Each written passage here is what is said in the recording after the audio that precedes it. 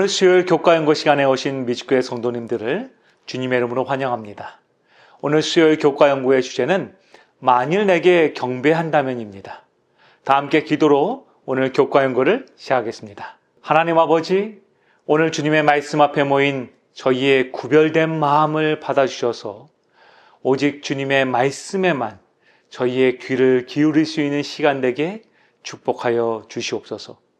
성령 하나님, 저희의 마음을 열어주셔서 주님의 음성을 듣고 이해할 수 있게 하시며 우리의 영혼을 깨우사 주님의 뜻을 온전히 깨달을 수 있는 축복을 더하여 주시옵소서. 주님, 저희는 연약하고 유혹에 빠지기 쉬운 존재들입니다.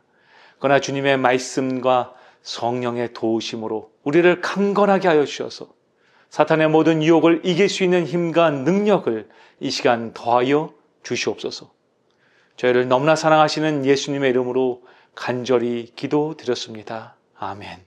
오늘 저희는 마태복음 4장과 누가복음 4장에 기록된 예수님의 시험 이야기를 통해 그리스도와 사탄 사이의 대쟁투의 본질을 더 깊이 묵상하려 합니다. 이 이야기는 단순히 과거의 사건이 아니라 오늘날 우리의 삶 속에서도 계속되고 있는 영적 전투를 보여줍니다. 사탄은 예수님을 유혹하며 하나님의 보호자를 찬탄하려고 노력했습니다. 그의 유혹의 핵심은 예배, 즉 하나님을 향한 경배에 있었습니다. 예수님은 성령의 인도하심으로 광야에 나가셨고 40일 동안 금식하신 후에 극심한 배고픔을 겪고 계셨습니다. 사탄은 이 약점을 노려서 예수님을 유혹했습니다. 그의 첫 번째 유혹은 돌을 빵으로 바꾸라는 명령이었습니다. 이는 예수님의 신성을 시험하며 육체의 필요를 채우기 위해서 하나님의 뜻을 벗어나도록 유도하려던 것이었죠. 그러나 예수님은 사람이 떡으로만 살 것이 아니요 하나님의 입으로부터 나오는 모든 말씀으로 할 것이니라 라고 말씀하십니다. 결국 그 말씀으로 사탄의 유혹을 물려내신 것이죠. 신학자 존 칼빈은 이 유혹에 대해서 설명하며 사탄이 예수님의 신성을 시험하려 했지만 예수님은 하나님의 말씀으로 이 시험을 이겨내셨다라고 강조합니다. 칼빈은 이 사건이 우리에게도 중요한 교훈을 준다라고 말했습니다. 그것은 바로 우리가 육체의 필요에 집중하기보다 하나님의 말씀에 의지해야 할 때 우리는 사탄의 유혹을 이길 수 있다라고 그는 말했던 것이죠. 또한 예수님을 향한 두 번째 유혹은 성전 꼭대기에서 뛰어내리라는 것이었습니다. 사탄은 내가 하나님의 아들이면 뛰어내려도 천사들이 너를 보호할 것이라고 말하며 성경을 왜곡했습니다. 그러나 예수님은 주 너희 하나님을 시험하지 말라는 말씀으로 다시 한번 사탄의 모든 유혹과 계략을 무너뜨리십니다. 마틴 루터는 이 유혹을 설명하면서 사탄이 성경을 왜곡하며 하나님을 시험하도록 유도하는 방식을 지적합니다. 루터는 이 사건이 우리에게 성경을 바르게 이해하고 적용하는 것이 우리 모든 그리스도인들에게 중요하다는 것을 보여준다고 말합니다. 우리가 성경을 올바르게 해석하고 그것을 우리의 삶에 적용할 때 우리는 사탄의 왜곡된 유혹들을 물리칠 수 있는 것입니다. 또한 예수님을 향한 세 번째 유혹은 가장 치명적인 유혹이었습니다. 사탄은 예수님께 전한 만국과 그 영광을 보여주며 만일 내게 엎드려 경배하면 이 모든 것을 내게 주리라고 선언합니다. 이는 사탄이 하나님께만 영광을 돌려야 할 경배를 찬탈하려는 시도였습니다. 그러나 예수님은 단호하게 사탄아 물러가라, 주 너희 하나님께 경배하고 다만 그를 섬기라고 선언하십니다. 예수님은 세 번의 유혹 모두에서 성경 말씀으로 사탄의 공격을 막아내셨던 것이죠. 신학자 칼 바르트는 예수님께서 당하신 이 세 번째 유혹을 설명하면서 사탄이 하나님의 권위를 찬탈하려는 시도를 보여준다라고 설명합니다. 칼 바르트는 이 사건이 우리에게 경배의 본질을 깨닫게 해준다라고 강조합니다. 경배는 오직 하나님께만 돌려야 하며 우리의 삶 전체가 하나님께 드려진 예배요 헌신이 되어야 한다고 말합니다. 또한 C.S. 루이스 역시 경배의 본질에 대해 설명하면서 우리가 하나님께 경배할 때 우리의 삶이 온전히 변화된다고 설명합니다. 그는 경배가 우리의 마음과 생각, 행동을 하나님께 맞추는 과정이라고 강조합니다. 우리가 하나님께 경배할 때 우리는 세상의 유혹을 이기고 진정한 기쁨과 평안을 얻을 수 있다라고 그는 말했던 것이죠. 우리는 매일의 생애 가운데 누구를 경배할 것인가에 관한 선택 앞에 놓여져 있습니다. 하나님을 경배할 것인가? 아니면 사탄을 사랑하는 세상을 경배하며 세상의 것들에 빠져 있을 것인가? 이 선택은 우리의 영적 삶을 결정짓는 매우 중요한 문제입니다. 사탄은 우리가 하나님 대신 세상의 것들을 경배하도록 끊임없이 유혹합니다. 그러나 우리는 예수님의 모본을 따라 성경의 말씀으로 이 유혹들에 맞서야 합니다. 오늘 우리는 예수님처럼 단호하게 주 너희의 하나님께 경배하고 다만 그를 섬기라고 말하며 이 모든 유혹들을 이겨내야 합니다. 이 말씀을 붙잡아야 하는 것이죠. 우리의 경배가 하나님께만 향할 때 우리는 진정한 승리와 평안을 얻게 될 것이기 때문에 그렇습니다.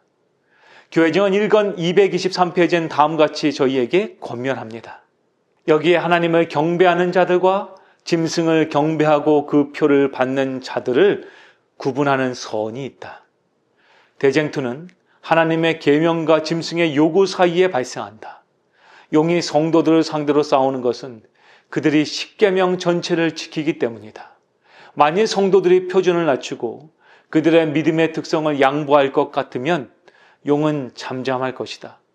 그러나 그들이 용감하게 표준을 낮추고 교황권의 제도를 존중하는 개신교를 대항하여 깃발을 펄럭이기 때문에 그들은 용의 분노를 자극할 것이다.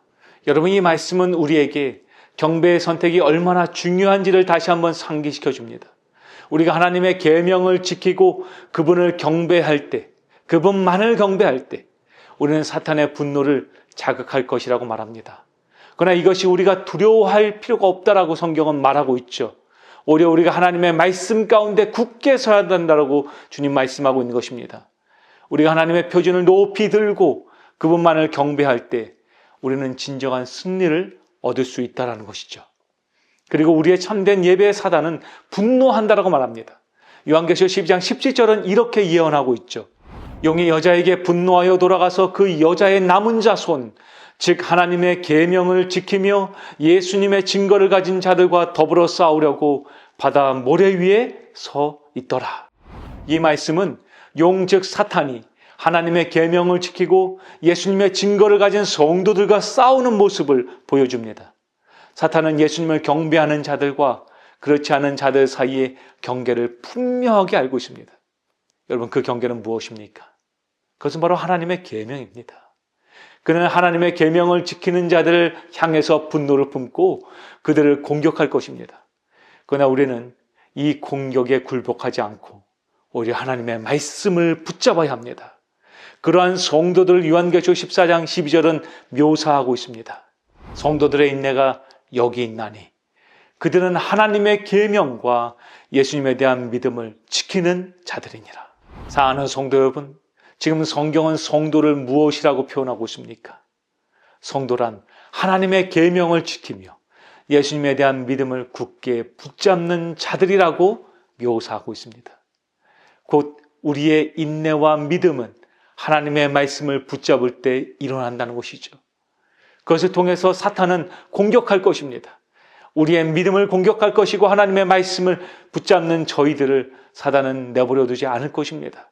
예수님을 유혹했던 것처럼 사탄은 우리를 유혹할 것입니다. 그러나 예수님께서 사탄의 유혹과 시험들을 말씀으로 이겨내셨듯이 우리 역시 이 영적인 대쟁투를 오직 그리스도의 말씀으로만 이겨낼 수 있다는 것을 기억해야 한다는 것이죠.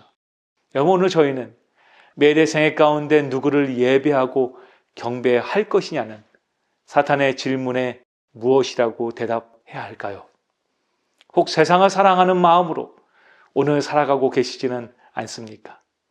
저희가 오직 주님만을 예배드리기로 선택하는 주님의 참된 예배자들이 되길 소망합니다. 여러분, 그렇다면 주님만을 참되게 예배한다는 것은 무엇일까요? 그것은 바로 하나님의 성도가 되는 것입니다. 하나님의 계명과 예수의 믿음을 지키는 생애를 살아가는 것이죠. 하나님께서는 그분께 생애를 통해서 드러내시는 이 예배를 기뻐 받으실 것입니다. 그러므로 우리가 매일의 삶 속에서 오직 하나님을 예배하고 주님께 영광을 돌리며 살아갈 때 우리의 예배는 진정한 의미와 가치를 갖게 된다는 것이죠. 그러기 위하여 사랑하는 성도 여러분이시여, 오늘 여러분은 누구를 예배하고 살아갈지 선택하시기 바랍니다. 무엇을 예배할지 선택하시기 바랍니다. 그리고 하나님의 말씀만을 붙잡기로, 그리고 그 말씀으로 이 모든 유혹과 시험을 이겨내기로 선택하는 저와 여러분이 간절히 바라며 오늘 준비된 모든 교과안고를 마치겠습니다. 다 함께 기도하겠습니다. 사랑하는 하나님 아버지, 오늘 저에게 예수님의 모본을 보여주셔서 사탄의 유혹과 시험을 이겨낼 수 있는 지혜와 믿음을 주시니 감사합니다.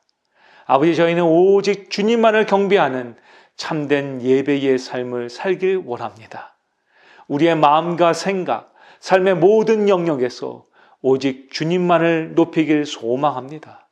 주님, 저희의 생각과 마음을 주관하여 주셔서 오직 주님의 인도하심을 받는 주님의 자녀들이 되게 축복하여 주시옵소서.